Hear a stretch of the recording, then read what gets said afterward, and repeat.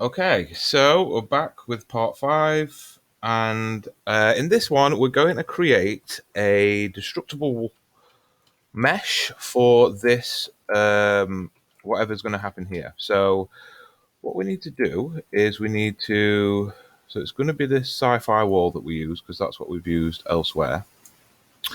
So just delete that, and then I'm going to copy that.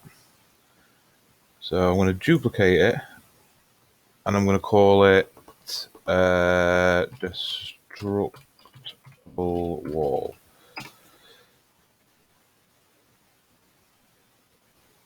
I'm going to right click on it, and I'm going to, in fact, before I do that, I think I have to go to, so I have to go to settings, then go to plugins, and then come down to physics, click on that, and then we want apex destruction enabled. Okay, and then just hit restart now, save selected, and then it's going to reboot, and then we should have access to destructible meshes. Right, while that does that, I am going to pause the video. Okay, so that's being added. So now if I go on my destructible wall, and I can create a destructible mesh by right clicking on that, it's going to give me the option. And then I should be able to see it in here. Oh, let's just give it a minute while it loads up.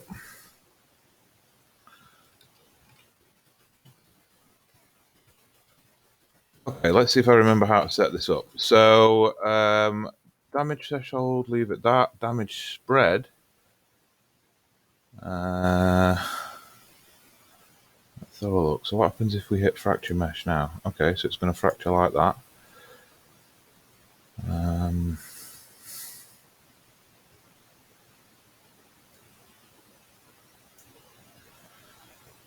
Okay, so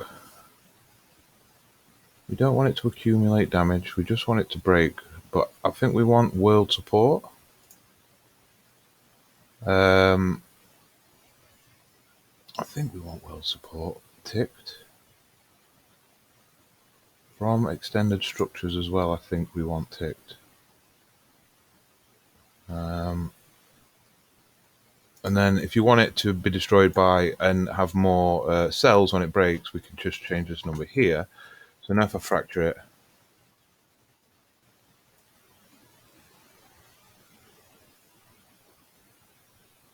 did that change the amount? So let's set that to 100.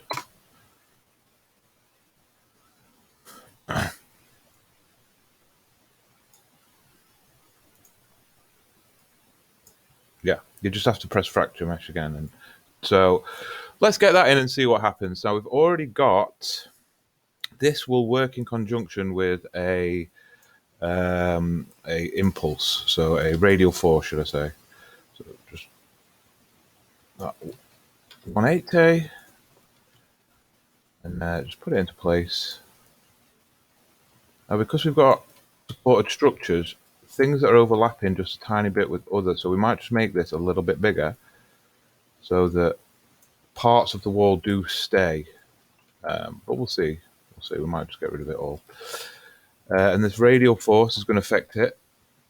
Oh, this is the target location where we spawn the radial force. So let's just go into blueprints, go into our radial force, which is called impulse. And then we want to go to the radial force, and here where it says destructible damage, we want to change that to 1,000, let's say. Compile, hit play, let's see how this works.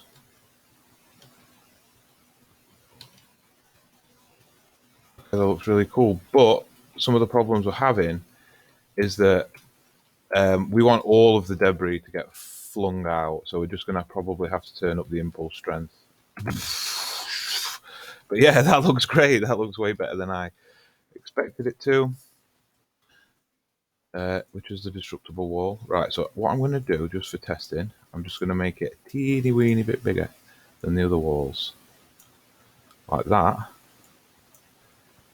And then move it so it overlaps with the other ones a little bit. And then we're going to see if we get, of the edges, we should see that it's supported a little bit. Let's give it that a go.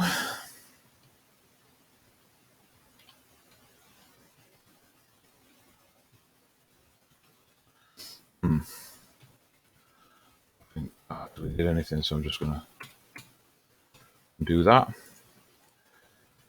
Do this again. Have a look. It's being supported a little bit.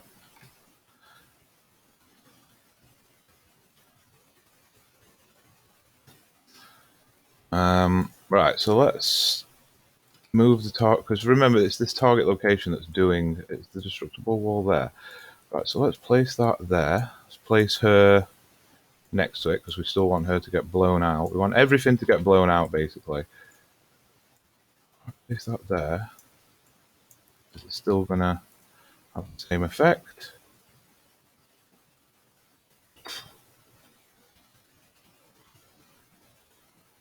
Okay, the wall didn't get blown out that time. So what we need to do is make the radius of the impulse larger. So of the radial force. So the radius is 200 at the moment. We'll make it 400. We don't want it to affect us, though. That's important. File.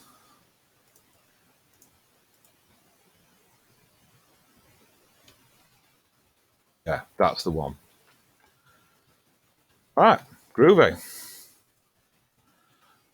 So what we'll do then is we'll just set up another one. So we'll just place her here. Her turn round. And then we just need to go into the level blueprints, open level blueprints, and we need to have a sequence coming out of here. And then we want to copy all this. CPV. This time we want to get a reference to female 2 and plug that into all the relevant places. There,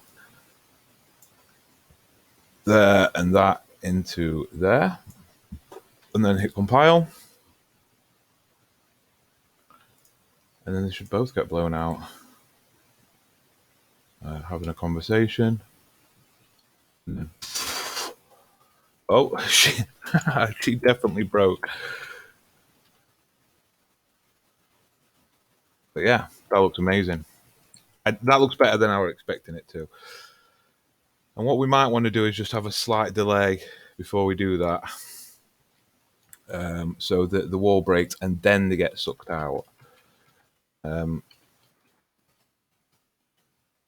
Also, we're going to do much better lighting stuff. We're going to build the lighting soon.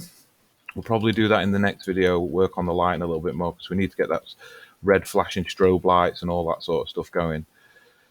But we also want some objects to fly out at the same time as well.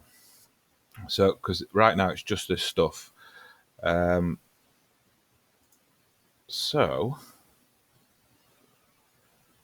we might do that later, actually. We need a force field that's going to come. So, again, that's not something I'm super sure how to do. Let's have a search for a force field texture. We can just apply it to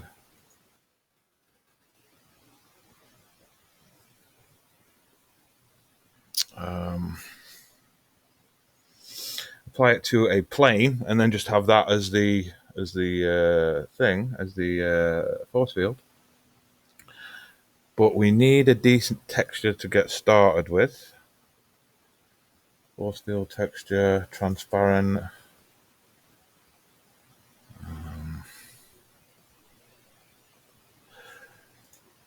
Free force field material.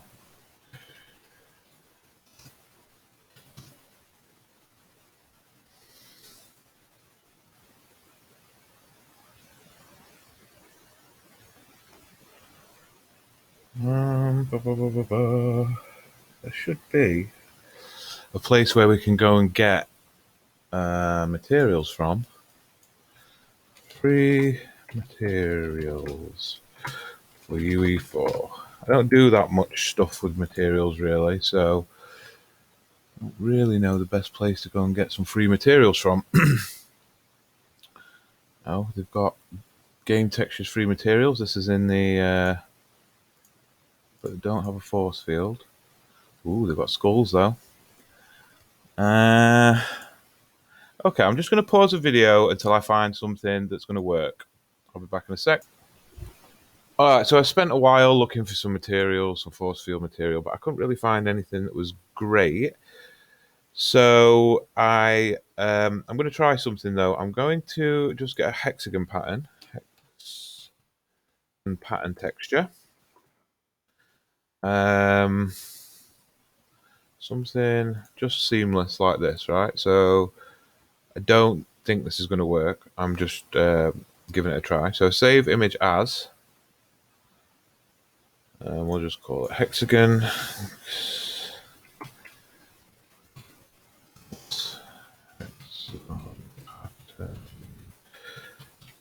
Texture. Save that to the desktop quickly. Save, and then go into Unreal. See, I've already created a. Because I couldn't find a good texture, I just went in and created material. I'm going to go over how I did that in a second, though. But I want to see if I can combine it with this hexagon pattern, which I don't think I'm going to be able to, but I want to give it a try. Right. So what I did was I held down 3 on my keyboard and left click. It's going to give me a texture coordinate, and I'll plug that into my base color, and I'm going to make that blue. Okay, like that, and hit OK. And then I'm going to click an empty space, come down here to where it says blend mode, set that to translucent. It'll be on opaque if you've just loaded it up. And then you'll get this opacity. So then hold down 1 and then left click, and then you'll be able to get a variable that you'll be able to set that opacity to. So right now I'm going to set it to be 0.5. Now, but what I want to see if I can do is drag in that texture as well. That texture sample, and from so we've got all these, we don't have to come off the RGB, but I wonder if we can do a multiply. Put that there, and then hit apply and see what happens. If it's a blue pattern, I'll be extremely pleased, but I don't. Oh no, it's not going to be. Look, because we haven't plugged the multiply in, so nothing's going to happen. We're just going to get a transparent blue, but if we try that, what happens then?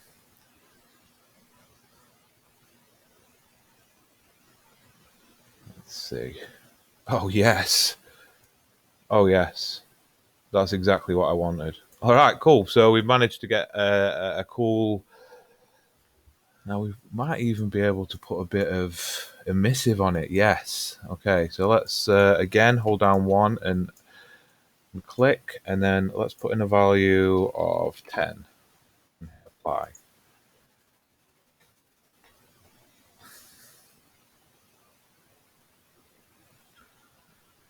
And my computer's super slow, so these material. Oh, 10's far too high. So let's try 1. If you've got a good computer, it won't take long for your materials to apply, but it does for me.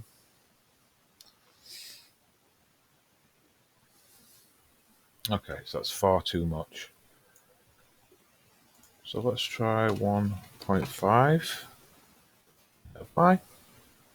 So emissive is look like it's shining the light out from it, which is kind of what we want. But that's really, really strong on the emissive. Okay, so I think we'll just get rid of the emissive for now. Apply. And then maybe later we'll come back to it and play around with it more.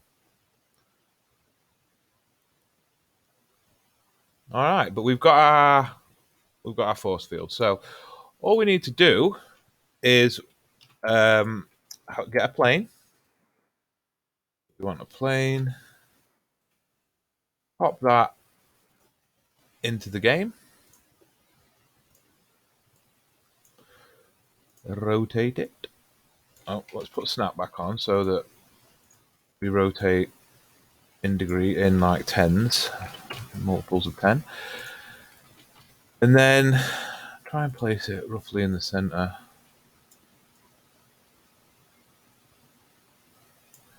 And then stretch it out. That way, this way. And that wants to cover the whole thing. All right, and then all you need to do is go to your materials folder, and then we've got this force field material. Just drag that onto there. Okay, it's going to take a minute to compile the shaders, but we should be able to see through it when the shaders are compiled. Now, what we're probably going to do is just turn off, is just make it invisible until we need it. Obviously, this wants to be in front of it. We're going to trigger. This one's going to pop straight in, but this one's going to sort of like not pop in straight away. So what's wrong with this texture? So hit apply.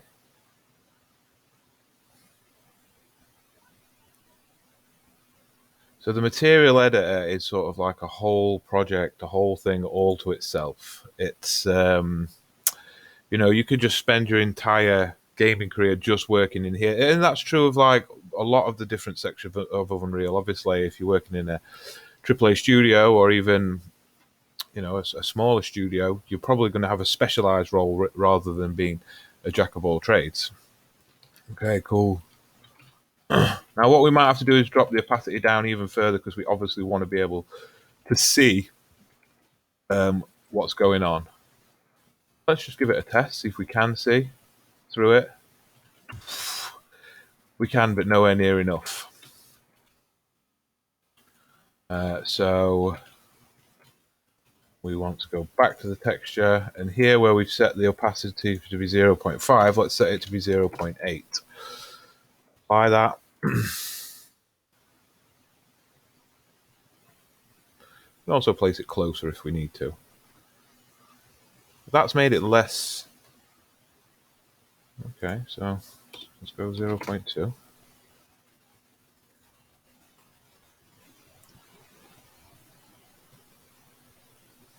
I made it less see-through, I was pretty sure.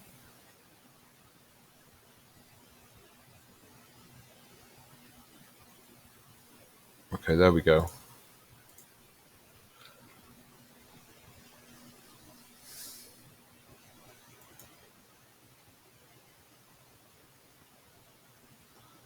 So it's still compiling the texture, that's why it's completely applied it. Save. Play. Okay, that looks better. And then when they've got better lighting on them as well, that'll look better. Okay, good. That's really starting to come together. Does that have collision? Or can I just walk straight through it? No, it does have collision. Great. But at first it doesn't want to be visible, right? So we want to go to plane, come down here to rendering, and we want the actor, it's visible. So we want that to be invisible. And then we'll go to the settings, go to, not settings, sorry, go to blueprints, open level blueprint. How long are we on this video? Okay, so we'll code up the force fields in the next one. See you then.